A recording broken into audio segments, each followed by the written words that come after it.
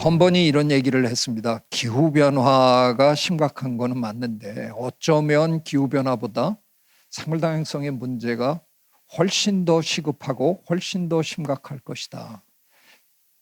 지구의 평균 온도가 2도가 올랐다고 해서 그걸로 인해서 갑자기 우리가 모든 게 무너지는 게 아니라 만약에 2도가 올라서 생물다양성의 절반이 사라진다 그러면 일단 식량 대란 뭐 이런 것부터 시작해갖고 우리는 아마 살아남지 못할 겁니다.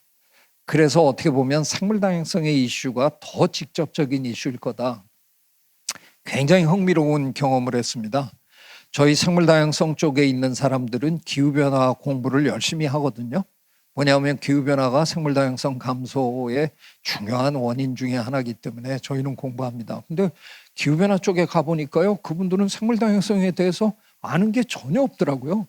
그분들은 그냥 기후만 하고 있어요. 근데 제가 턱 나타나가지고 기후 얘기하다가 진짜 심각한 건 생물다양성이다. 그랬더니 갑자기 뭐 처음 배웠다 뭐 이러고 좀 난리가 났었습니다. 저는 이번에 이 코로나도 기후위기라기보다는 생물다양성의 문제였다고 생각합니다. 말씀드린 대로 우리가 지구에서 지금 살아온 지가 한 25만 년 정도 되는데 저희는 그중에 거의 전부인 24만 년 동안 진짜 하찮은 존재였거든요. 존재감이 없었습니다. 그러다가 지난 한 만여년 전부터 우리가 농경을 하면서 갑자기 숫자가 폭발적으로 늘어난 동물이거든요. 그래서 코로나 와중에 우리 생물학자들이 모여가지고 호모사피엔스의 생태적 존재감에 대해서 한번 계산해 보기로 했습니다. 농경을 하기 전에 과연 지구에 호모사피엔스가 몇 명이나 살고 있었을까? 여러 가지 정황적 증거들을 바탕으로 저희가 결론을 냈는데 우리나라 인구보다 조금 많은 걸로 저희가 결론을 냈습니다. 6천만 명 정도가 지구 전역에 흩어져서 살고 있는 거죠. 그러니까 안 보이는 겁니다. 하루 종일 돌아다니다 보면 어쩌다 한 마리 보이는 겁니다. 호모사피엔스. 아이고 얄궂은 놈들 두 발로 막 쓸라 그래. 아이고 지저분한 저것들.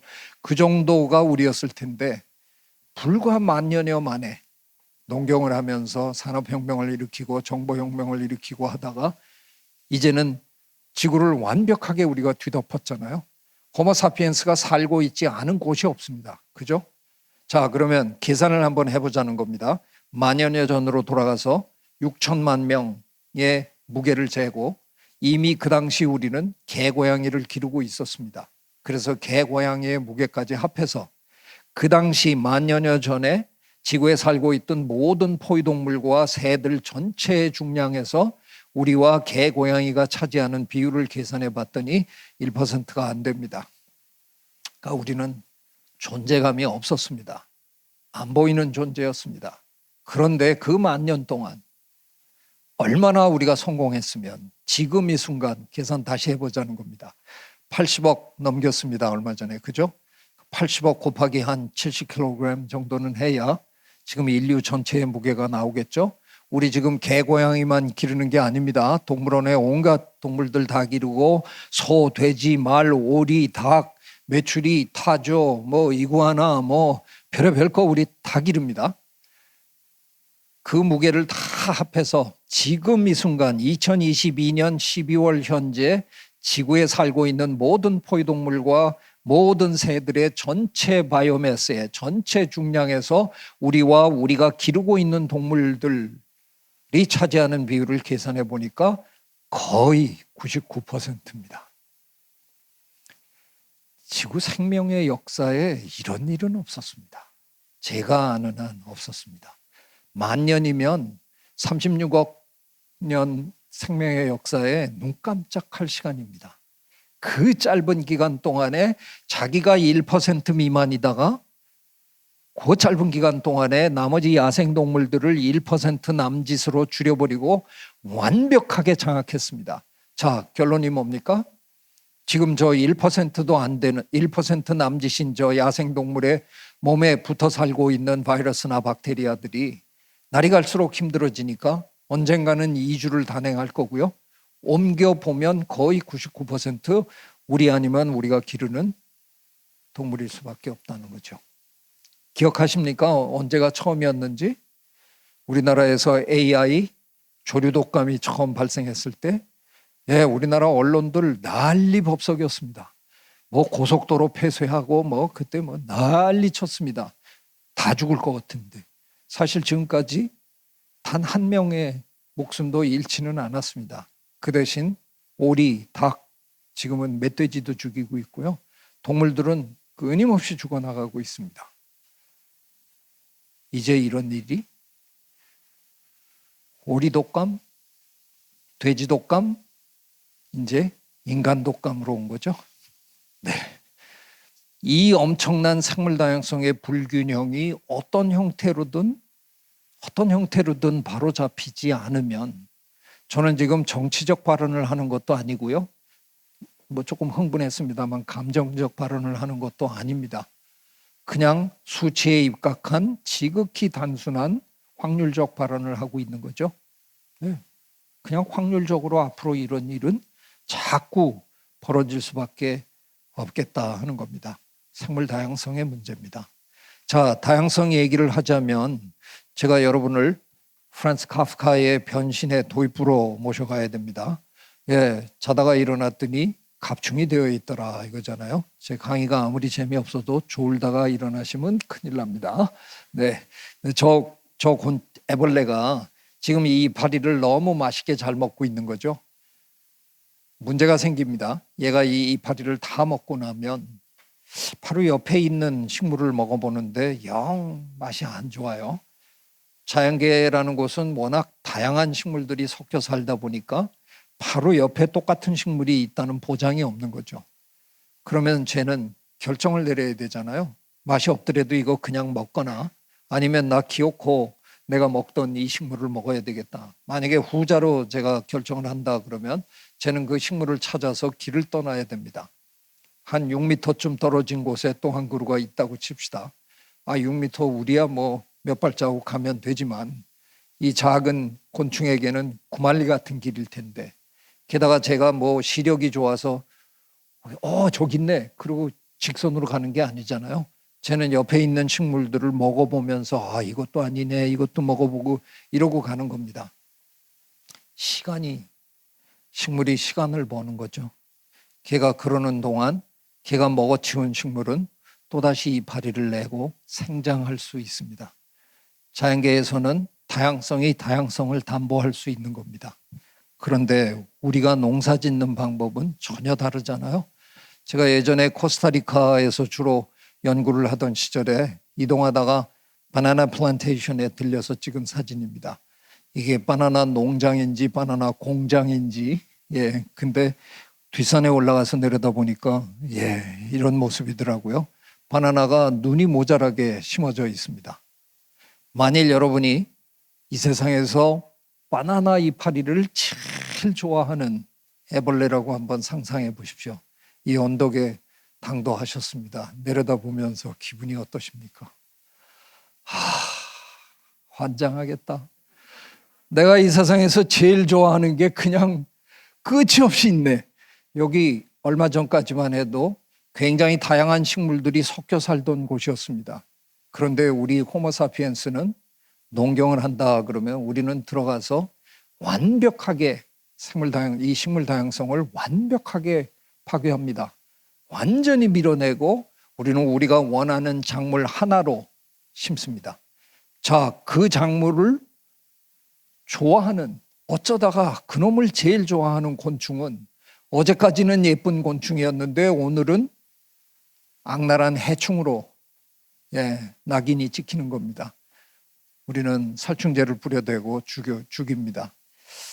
제 입에서 이런 소리 나오면 안 되지만 만약에 한 번 뿌려가지고 이 문제를 그냥 깔끔하게 끝낼 수만 있다 그러면 저도 그냥 눈 감아 드릴 용의가 근데 거의 그래 본 적 없습니다.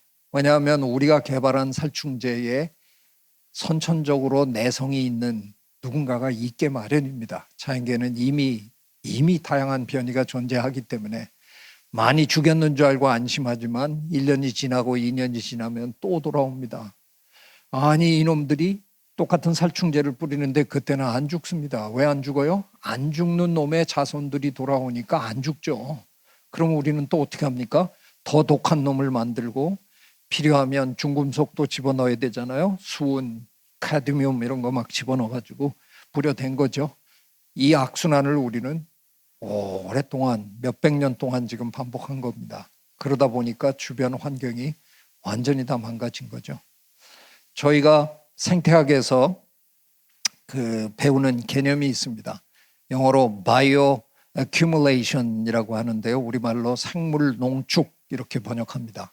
저 생태계의 제일 바닥에 있는 아주 작은 존재들, 곤충이라든가 뭐 이런 존재들은 우리가 뿌리는 농약의 그 독극물을 워낙 미량 섭취하기 때문에 걔네들은 별 영향이 없이 그냥 삽니다. 그 정도는 그냥 아무 영향을 못 줍니다. 그러나 걔네들을 여러 마리 잡아먹은 피라미는 흔들흔들합니다. 피라미 여러 마리 잡아먹은 외가리는 넘어집니다. 그걸 어떻게 한 우리든 병원에 갑니다. 자연 생태계라는 곳은 네트워크입니다. 먹이 사슬로 이루어진 네트워크라서요. 우리가 뿌린 대로 그게 네트워크를 따라 올라오면서 상위로 올라오면 올라올수록 농축이 한 개체 내에 농축이 되기 때문에 드디어 치명적으로 당할 수밖에 없는 겁니다. 뿌린 대로 거둔다는 게 정확하게 이런 케이스거든요. 제가 이런 얘기 드리고 있으면 여러분의 마음속에는 그럼 이건 농사를 그만둬야 되나? 저는 그렇게는 용감하지 못해서 그런 제안은 못합니다. 농경을 포기하면 우린 뭐 어마어마한 기근에 허덕일 텐데 저는 못하는데 유명한 UCLA의 제럴 다이먼드 교수님 총균쇠 우리나라에서 워낙 잘 팔린 책인데 그 책에서 대놓고 얘기하셨잖아요. 농업은 인류가 저지른 최악의 실수다. 제가 캘리포니아로 뵈러 가서 질문했어요. 농업이 인류 최악의 실수입니까? 그럼 우리 농경 포기할까요? 아니 내가 꼭 그러라고 하는 건 아니지만 그래도 잘못된 거는 지적을 해야 될 거 아니야 이렇게 얘기하시더라고요. 네, 생물 다양성을 완벽하게 말살하면서 하는 농업 그렇게 시작하지 말았어야 되는 거 아니에요? 방법은 있잖아요. 우리 지금 가끔은 쓰는 방법, 간작도 하고 혼작도 하고 여러 가지를 우리가 생각할 수 있었을 텐데 어느덧 우리는 이 악순환에 고리에 그냥 빠져버린 거죠. 저는 평생 자연을 관찰하고 산 사람인데요. 최근에 제가 쓰고 있는 책이 있는데요. 그냥 제목을 Diversity, 다양성이라고 하고 지금 책을 몇 년째 지금 쓰고 있습니다. 왜냐하면 어느 날 제가 제 나름대로 나름의 해안을 얻었습니다. 그동안 자연을 평생 관찰하면서 얻은 저 나름대로의 결론이 자연은 자연이 안고 있는 모든 문제를 다양성으로 해결한 것 같다라는 게 제 나름의 결론입니다. 여러분은 요즘 ESG의 개념에 대해서 많이 듣고 계시죠? 세계적인 투자 회사들이 더 이상 경영 실적만 보는 게 아니라 environmental, 환경, S, social, 사회, G, governance, 지배구조, 이 세 부문도 들여다보면서 투자할까 말까를 결정하겠다. 그러는 바람에 회사들이 지금 기업들이 다 난리가 났습니다. 그 개념이 등장하자마자 저에게는 강연을 해달라는 요청이 왔는데 제가 고사했습니다. 강연 준비를 해보려고 그러는데 한 15분 얘기하면 끝이 나겠더라고요. 그래서 15분짜리 강연해도 됩니까? 그랬더니 아니요, 1시간은 해주셔야 된다. 그럼 못하겠습니다. 고사하다가 제가 금년 한 봄부터 제가 ESG 강연을 시작했습니다. 왜냐하면 제 나름대로 뭔가 하나를 발견했어요. 그게 뭐냐 하면 이 세계를 관통하는 핵심 개념이 하나 있더라고요. 셋을 전부 관통하는 개념이 다양성이더라고요. 지금 제가 들여다본 세계적인 기업도 그렇고 우리나라의 대기업들도 그렇고 대체로 이거를 따로따로 지금 공약을 하고 있더라고요. 그런데 사실은 가만히 따지고 보면 따로따로 할 게 아니라 전체적으로 다양성을 증진시키는 방향으로 가면 된다는 생각입니다. 자, 가버넌스 지배구조, 오너 집안이 혼자 다 해먹지 말라는 거잖아요. 그리고 이사회에 거수기만 데려다 놓지 말고 다양한 분야의 사람들을 데려와서 의견을 발표할 수 있게 해라. 말하자면 executive diversity를 늘려라. 경영 다양성을 늘려라. 이런 거겠죠. 소셜, 우리나라 기업들은 조금 저 부분이 제일 자신 있어 하더라고요. 왜냐하면 장학금도 많이 내놔봤고 연탄도 날라봤고 뭐 이래가지고 뭐 소셜은 우리가 하던 대로 좀 더 열심히 하면 될 것 같아요.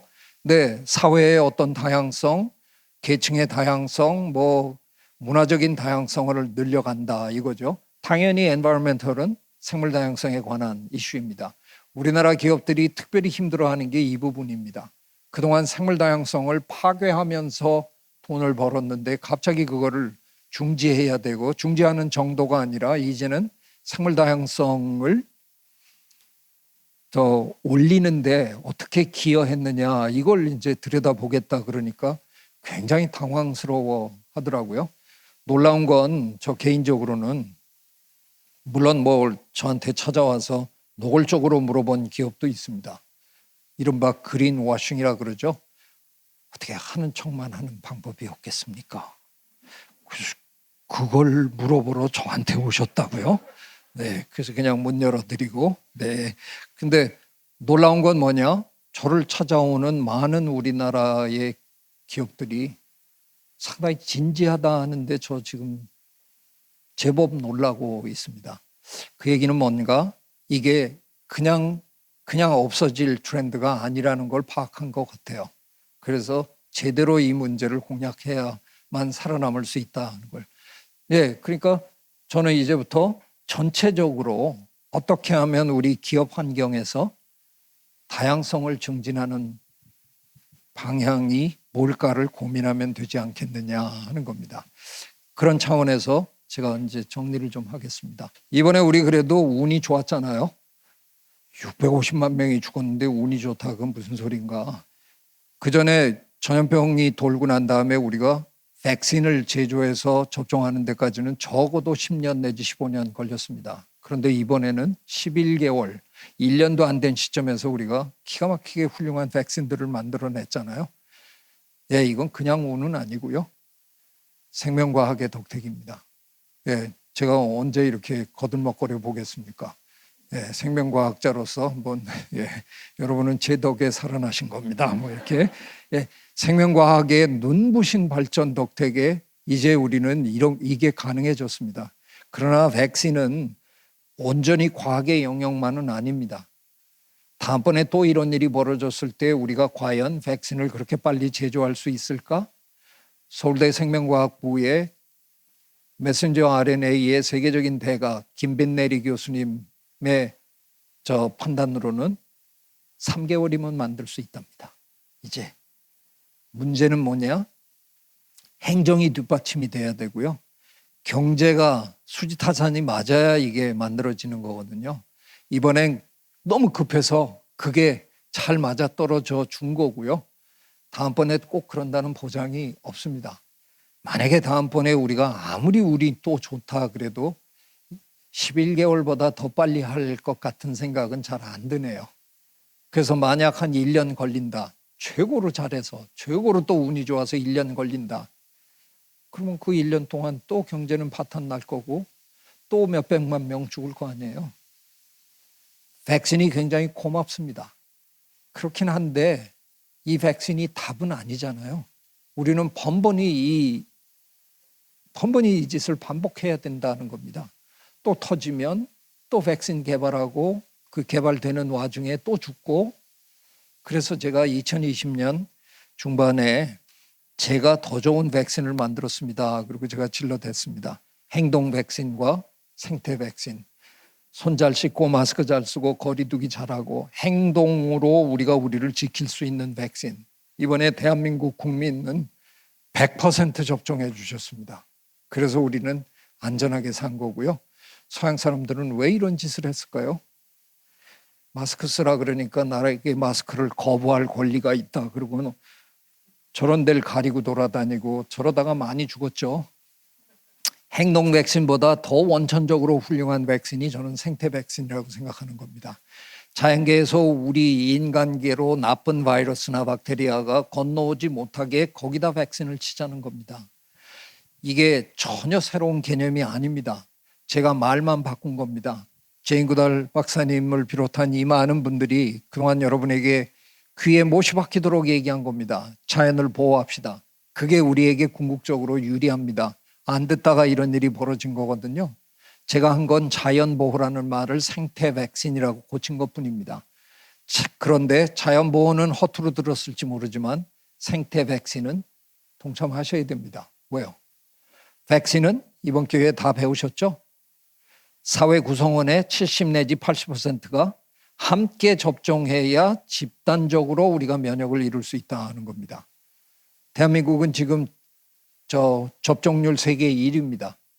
미국은 백신을 제조한 나라인데 접종률은 아직도 70%를 못 넘기고 있습니다. 안 맞는 사람들이 너무 많아가지고요. 신의 저주다 뭐 이래가면서 안 맞는 사람들이 많아서 아주 골치 아파합니다. 생태 백신, 저는 이걸 거부할 이유가 없다고 생각합니다. 생태 백신으로 우리가 접종을 마치면 앞으로 이런 일이 그냥 원천적으로 안 벌어진다는 건데 그걸 왜 거부하시겠습니까? 저한테 굉장히 의미 있는 일이 벌어졌습니다. 예술하는 분들에게 최고의 행사라 그러던데요. 베니스 비엔날레. 코로나 때문에 못 열다가 금년에 이제 새로 여는데 학술 대회를 같이 한다 그러면서 절도록 키노트 스피커가 돼달라고 연락이 왔어요. 처음에 저는 제가 어떻게 감히 이랬는데 그분들의 그 초청의 변이 너무 마음에 들어서 그 옛날 유럽의 흑사병이 패스트가 르네상스를 견인한 거잖냐. 코로나19가 어떻게 세상을 변하게 할까. 당신이 와서 에코백신에 대해서 설명해 준다면 세계적인 예술가들이 거기에 영감을 얻어서 작품 활동을 하면 얼마나 좋겠느냐. 제가 거부할 이유가 없습니다. 왜냐하면 그래도 제가 뭐 그런 대로 괜찮은 과학자잖아요. 그래서 부르신 거 아니에요? 근데 제가 과학 논문 아무리 잘 써봐야 제 동료 과학자, 제 분야에 제 동료 과학자 한 10명 읽으면 끝나요. 그 정도만 해도 비교적 잘 쓴 논문에 속합니다. 대부분의 논문은 아무도 안 읽어요. 그러나 모나리자, 다비드상, 시 한 편, 소설 한 편, 영화 한 편, 수백만, 수천만, 수억 명의 마음을 흔들잖아요. 그걸 제가 왜 거부합니까? 저희 과학자들은 다 압니다. 예술의 힘이 얼마나 큰지. 달려갔습니다. 강연하고 그날 저녁에 저 성에서 만찬이 있었는데 350명이 모였는데 저는 굶었습니다. 숲 한 숟갈 떠먹은 게 다였습니다. 숲 한 숟갈 딱 떴는데 누가 옆에 와 서 있더라고요. 에코백신 마음에 든다. 나 벌써 작품 구상하고 있다. 그러십니까? 이 뒤에 또 누가 있어서 얘기하다가 그러니까 이 숲 가버렸고요. 다음 접시 왔는데 썰고 있는데 또 누가 와가지고 또 진짜 굶었는데 정말 뿌듯했습니다. 적어도 3, 40명의 그 세계적인 예술가들이 자기 작품 만든다고 그러니까 그 다음날 점심을 주최 측이랑 했었는데 저한테 내년에 또 오라 그러더라고요. 그래서 내가 왜 또 오냐 그러니까 아니 네가 이렇게 많은 사람들한테 영감을 줬는데 그 사람들이 에코백신 작품 만들면 우리 내년에 에코백신 스페셜 엑시비션 하나 해야지. 그럼 네가 또 와야지. 나야 뭐 비행기표만 주면 또 오지. 근데 연락 올 때가 된 것 같은데 연락이 안 오네요. 제가 위원장을 하면서 한 얘기입니다. 새로운 일상을 우리가 뉴 노멀이라는 영어 표현을 가져 썼잖아요. 근데 그냥 일상으로 회복해버리면 잘못하면 그 옛날 일상으로 훅 돌아가 버리면 그게 뉴 노멀이 아니라 잘못하면 뉴 앱노멀, 비정상으로 돌아갈 것 같아서 제가 뉴 업노멀, 훨씬 나아진, 훨씬 개선된, 훨씬 향상된 그런 일상으로 돌아가 보자, 그런 뜻으로 한번 얘기를 드린 겁니다. 네, 제가 코로나 겪으면서 쓴 책인데요. 그 사회학자들은 우리 인류가 적어도 두 번의 큰 전환을 겪었다라고 가르치더라고요. linguistic turn 하면 언어적 전환, cultural turn 하면 문화적 전환, technological turn, informational turn, 뭐 robotic turn 이런 얘기 많이들 하시는데 저는 이번 기회에 제가 질러대기로 했습니다. 그런 게 다 무슨 소용이 있냐. 만물의 영장이라고 거들먹거리다가 그냥 덜커덕 생사의 갈림길에 우리가 던져졌잖아요. 죽고 사는 문제가 우리를 덮쳤습니다. 앞으로 이런 일이 자꾸 벌어질 것 같은데 수시로 우리는 죽느냐 사느냐의 문제에 부닥칠 텐데 자연과 우리의 관계를 제대로 정립하지 않으면 우린 이런 삶을 끊임없이 반복해야 할 텐데 다른 전환은 다 포스럽다. 생태적 전환만이 우리에게 필요한 게 아니겠느냐. 우리는 우리를 호모사피엔스라고 부릅니다. 현명한 인간이다. 저는 동의 못합니다. 가장 좋은 브레인을 갖고 있는 건 객관적인 사실이지만 그 좋은 머리를 제대로 쓰고 있다는 생각 저는 못합니다. 이제는 다른 생명과 이 지구를 기꺼이 공유하겠다는 마음으로 공생인 호모 심비우스로 거듭나야 한다고 생각합니다. 다양성과 공존만이 우리의 살 길이라고 생각합니다. 제가 시간을 조금 넘겼습니다. 용서해 주십시오. 경청해 주셔서 고맙습니다.